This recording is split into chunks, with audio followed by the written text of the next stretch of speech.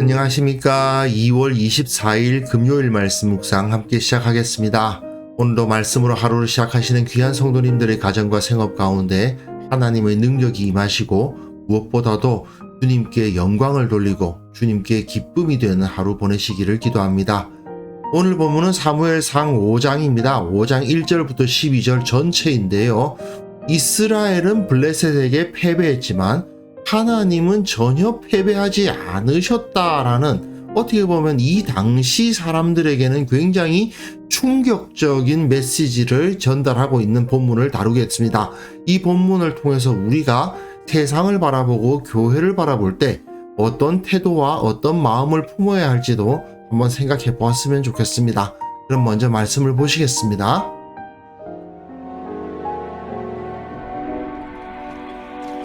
블레셋 사람들이 하나님의 궤를 빼앗아 가지고 에베네셀에서부터 아스돗에 이르니라.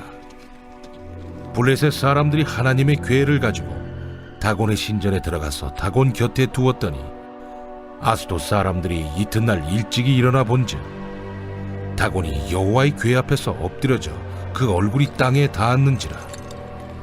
그들이 다곤을 일으켜 다시 그 자리에 세웠더니 그 이튿날 아침에 그들이 일찍이 일어나 본즉 다곤이 여호와의 궤 앞에서 또다시 엎드려져 얼굴이 땅에 닿았고 그 머리와 두 손목은 끊어져 문지방에 있고 다곤의 몸뚱이만 남았더라. 그러므로 다곤의 제사장들이나 다곤의 신전에 들어가는 자는 오늘까지 아스돗에 있는 다곤의 문지방을 밟지 아니하더라. 여호와의 손이 아스돗 사람에게 엄중히 더하사 독한 종기의 재앙으로 아스돗과 그 지역을 쳐서 망하게 하니 아스돗 사람들이 이를 보고 이르되 이스라엘 신의 궤를 우리와 함께 있지 못하게 할지라. 그의 손이 우리와 우리 신 다곤을 친다 하고 이에 사람을 보내어 블레셋 사람들의 모든 방백을 모으고 이르되 우리가 이스라엘 신의 궤를 어찌하랴? 그들이 대답하되 이스라엘 신의 궤를 가드로 옮겨가라. 이스라엘 신의 궤를 옮겨갔더니 그것을 옮겨간 후에 여호와의 손이 심히 큰 환난을 그 성읍에 더하사 성읍 사람들의 작은 자와 큰 자를 다 쳐서 독한 종기가 나게 하신지라. 이에 그들이 하나님의 궤를 에그론으로 보내니라. 하나님의 궤가 에그론에 이른즉 에그론 사람이 부르짖어 이르되 그들이 이스라엘 신의 궤를 우리에게로 가져다가 우리와 우리 백성을 죽이려 한다. 하고 이에 사람을 보내어 블레셋 모든 방백을 모으고 이르되 이스라엘 신의 궤를 보내어 그 있던 곳으로 돌아가게 하고 우리와 우리 백성이 죽임당함을 면하게 하자. 이는 온 성읍이 사망의 환난을 당함이라. 거기서 하나님의 손이 엄중하심으로 죽지 아니한 사람들은 독한 종기로 치심을 당해 성읍의 부르짖음이 하늘에 사무쳤더라. 네, 본문 잘 보셨죠? 지금 우리는 계속해서 사무엘서의 배경이라고 할 수 있는 엘리의 집안과 사무엘의 집안의 대조, 그리고 이스라엘과 하나님의 대조가 나타나고 있는 그 본문을 보고 있습니다. 이 두 개를 계속해서 대조하는 거예요. 엘리는 제도화된 종교인데 사무엘은 신앙이죠. 심령 가운데 있는 하나님을 향한 신앙을 나타내고, 제도를 따르는 이스라엘과 제도가 아니라 사람의 중심을 보시는 하나님, 이 대조가 계속해서 이루어집니다. 어제 본문에서 이스라엘은 블레셋에게 패배했죠. 언약궤도 빼앗겼습니다. 이거는 정치적으로, 국가적으로, 종교적으로 그냥 멸망했다, 그 뜻입니다. 그러나 사무엘서는 전혀 다른 이야기를 하죠. 전쟁에 졌어. 언약궤 뺏겼어. 성막은 없어진 거나 다름없어. 하지만 하나님은 패하지 않으셨습니다. 이스라엘의 패배가 곧 하나님의 패배냐? 아니라는 거죠. 언약궤가 곧 하나님이냐? 그것도 아니라는 겁니다. 그리고 오늘 본문은 하나님의 언약궤에 의해서, 하나님의 언약궤가 곧 하나님은 아니지만 하나님께서 그 언약궤를 사용하셔서 블레셋을 완전히 파괴하시는 모습을 볼 수가 있습니다. 결국 하나님이 온 세상을 다스리시고 이스라엘의 하나님은 블레셋의 하나님이시기도 하다는 사실을 여기서 보여주는 거예요. 블레셋 사람들이 하나님의 궤를 빼앗았습니다. 하나님의 궤를 가지고 갔습니다. 어디에서요? 에벤에셀에서부터 아스돗에, 그리고 어디로? 다곤의 신전으로 들어가서 다곤 곁에 두었다라고 되어 있습니다. 지도를 한번 살펴보시면요. 여기가 전쟁터입니다. 아벡과 에벤에셀이 있었던 이 지역에 전쟁터가 있었는데 원래 언약궤는 실로에 있었죠. 실로에서 전쟁터로 가지고 갔다가 에벤에셀에서의 전쟁에서 이스라엘이 패함으로 말미암아 언약궤를 빼앗기고 그 언약궤가 어디로 갔다는 것입니까? 아스돗으로 갑니다. 아스돗이라는 이 지역은 가사, 가드, 아스돗, 에글론, 그리고 여기 하나 빠졌는데 에스글론이라는 성읍이 하나 더 있죠. 이 5개의 성읍이 블레셋의 가장 중요한 성읍인데 이 성읍 중 하나인 아스돗으로 갔다라는 것을 보여줍니다. 다곤은 이렇게 생겼어요. 물고기 신입니다. 원래 블레셋 사람들이 해양 세력이다 보니까 이 물고기 신을 섬겼어요. 그런데 아스돗 사람들이 이튿날 일찍이 일어나 본즉 다곤이 여호와의 궤 앞에 엎드러져 있습니다. 그 얼굴이 땅에 닿았어요. 그러니 그들이 다곤을 일으켜 다시 그 자리에 세웠습니다. 이게 우상신의 특징이죠. 우상신은 사람이 없으면 아무것도 아닙니다. 하지만 여호와 하나님은 어떠십니까? 사람이 없어요. 이스라엘 사람이 한 명도 없지 않습니까? 그런데 하나님은 다곤의 신전에 들어가셔서 그 다곤을 무너뜨려 버리시는 겁니다. 이스라엘 백성들이 다 망한다 하더라도 하나님은 망하지 않으세요. 이스라엘이 아무리 패배한다 하더라도 하나님은 패배하지 않으신다라는 것이 여기서 드러납니다. 하지만 다곤은 사람들이 일으켜 세우지 않으면 안 되는 존재죠.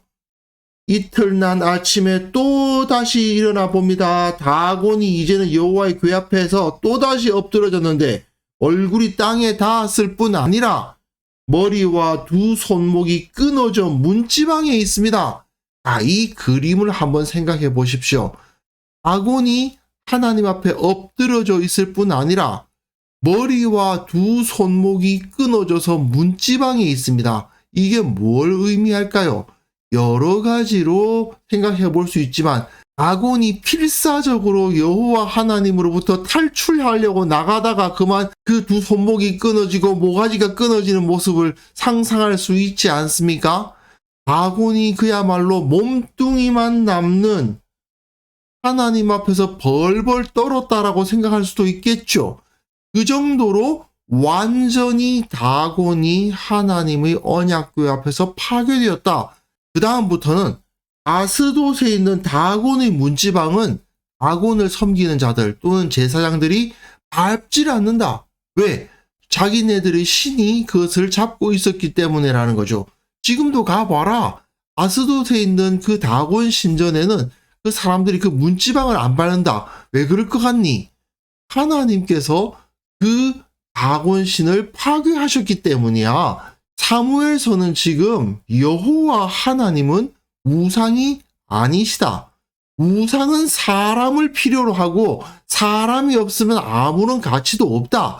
하지만 하나님은 살아계신 하나님이시기 때문에 그따위 우상 따위는 얼마든지 홀로 파괴하실 수도 있고 저들을 농락하실 수도 있고 저들을 벌하실 수도 있는 분이시다.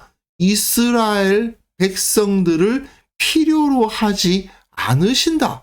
하나님은 결코 우상이 아니시다라는 것을 여기서 명백하게 보여주는 거죠. 게다가 하나님이 그 다곤 신상에게만 어떻게 하시느냐? 그게 아닙니다. 아스돗 사람에게 엄중히 그 손을 더하십니다. 독한 종기의 재앙으로 아스돗과 그 지역을 쳐서 망하게 하시죠. 아스돗 사람들이 놀라가지고 이스라엘 신의 교회를 우리와 함께 있게 하지 못할 것이다.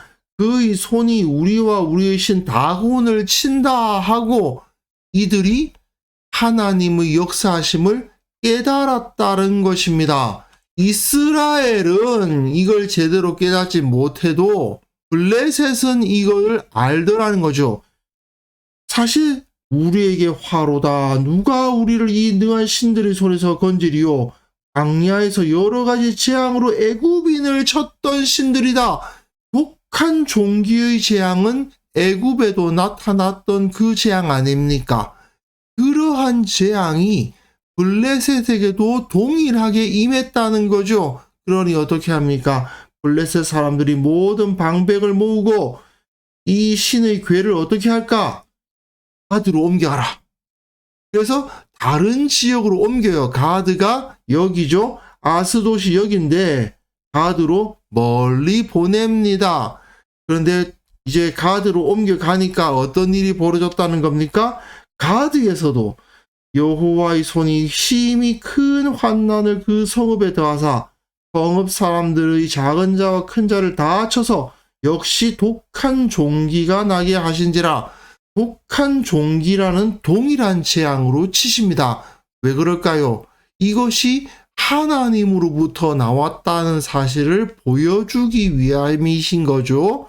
그러니 어떻게 됩니까? 이제는 이에 그들이 하나님의 궤를 에그론으로 보내려고 합니다. 이거 안 되겠다 하고 또 이제는 떠넘기기를 하는 거예요. 가드에 갔다가 에글론으로 다시 보냅니다.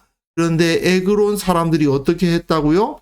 하나님의 궤가 에그론에 이른즉 에그론 사람이 부르짖어 이르되 부르짖었습니다. 이거는요.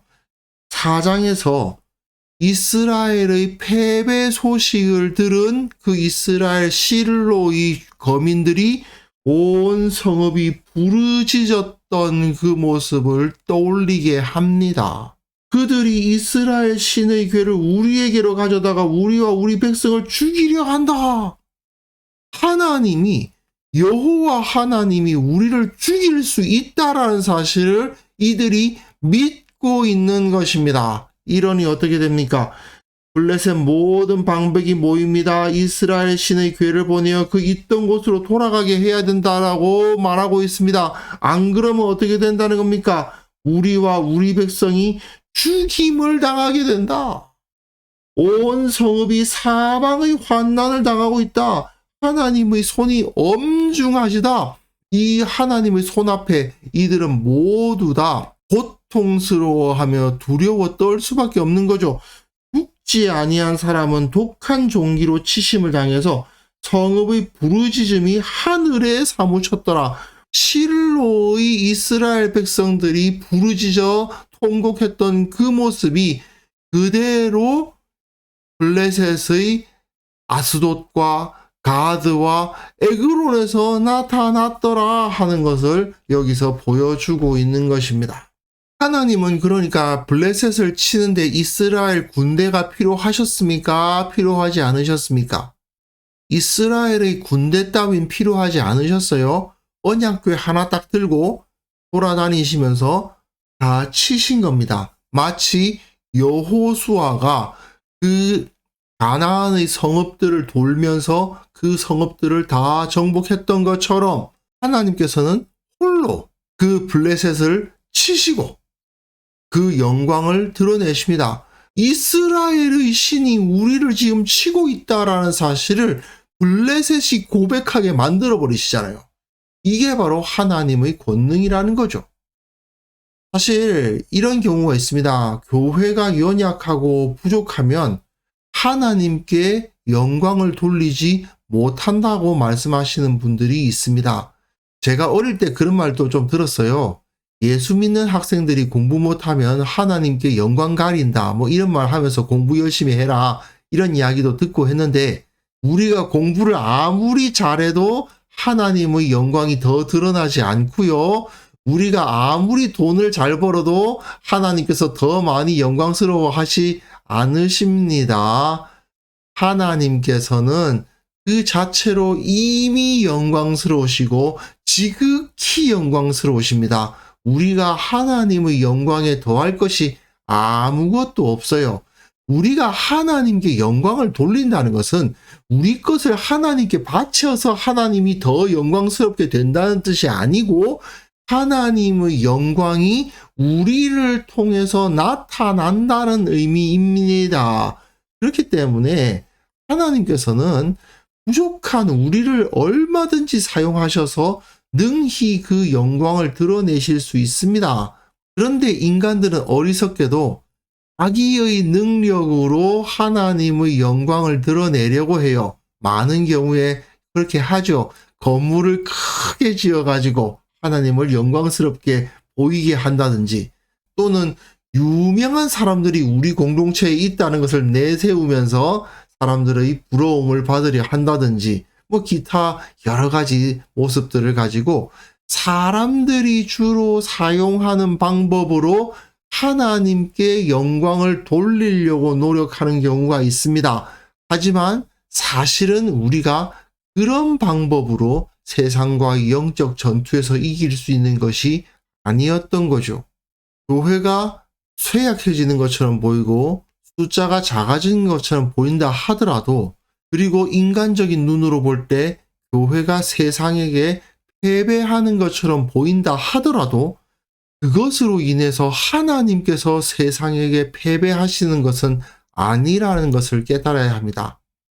마치 하나님께서 이스라엘로 하여금 블레셋과의 전쟁에서 패하게 하셨지만 그럼에도 불구하고 그것을 통해서 엘리의 시대를 끝내시고 사무엘의 시대를 시작하게 하도록 섭리하는 데 쓰신 거지 하나님이 그 때문에 영광을 잃어버리신 것은 아니라는 거죠. 하나님 나라의 패배가 아닙니다.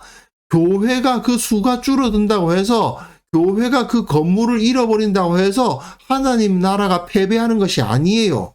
어떻게 보면 그런 식의 교회의 패배를 통해서 하나님께서 원하시는 변화가 교회 내에서 일어날 수 있다면 오히려 그것을 통해서 교회는 하나님께 영광을 돌리고 세상을 이길 수 있게 된다는 것을 우리가 바라볼 줄 알아야 됩니다. 그러므로 우리는 하나님께서는 우리의 부족함에도 불구하고 능히 그 뜻하신 바를 이루실 수 있다는 사실을 깨달아야 됩니다. 교회가 예전만큼 많이 안 모인다. 교회가 예전만큼 세상에서 많은 힘을 못 낸다. 교회에 다니는 사람들 중에서 세상에서 유명한 사람들이 많이 나타나지 않는다. 그것 때문에 우리가 세상에게 지고 있다. 그것 때문에 우리가 세상에게 눌리고 있다고 착각해서는 안 됩니다. 하나님께서는 어떤 방법으로든 그 나라를 이루실 것이고 그 영광을 드러내실 것입니다. 중요한 것은 우리가 주님을 사랑하고 주님께서 말씀하신 바대로 주님을 섬겨야겠죠. 하나님께서 진정 우리에게 원하시는 바가 무엇인지를 알고 그 방식대로 주님을 섬길 때에 우리가 진정으로 이 세상에서 승리할 수 있다는 사실을 기억했으면 좋겠습니다. 그래서 내가 지금 어떤 하나님을 섬기고 있는지를 기억하게 하옵소서. 하나님께서 행하실 일을 믿음으로 바라보게 하여 주시고 교회와 세상의 모습이 어떻게 변화되고 있든지 간에 그것 때문에 실망하거나 탄식할 것이 아니라 하나님께서 일해 주실 것을 기대하는 참 믿음을 갖게 하옵소서. 함께 기도하는 시간을 가졌으면 합니다.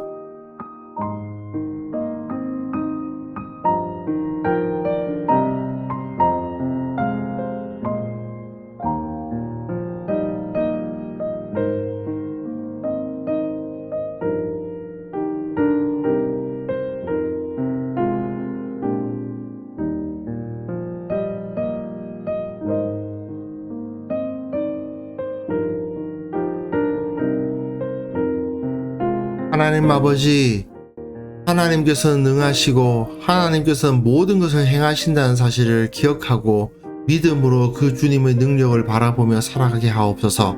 교회가 늘어나지 않는다고, 교회의 크기가 커지지 않는다고 해서 우리가 세상에게 눌리고 패배하는 것이 아니라는 사실을 온전히 깨닫게 하시고 하나님께서는 능하시고 하나님께서는 승리하신다는 사실을 기대하며 그 하나님을 행하실 것을 바라보는 자들이 되게 하여 주옵소서.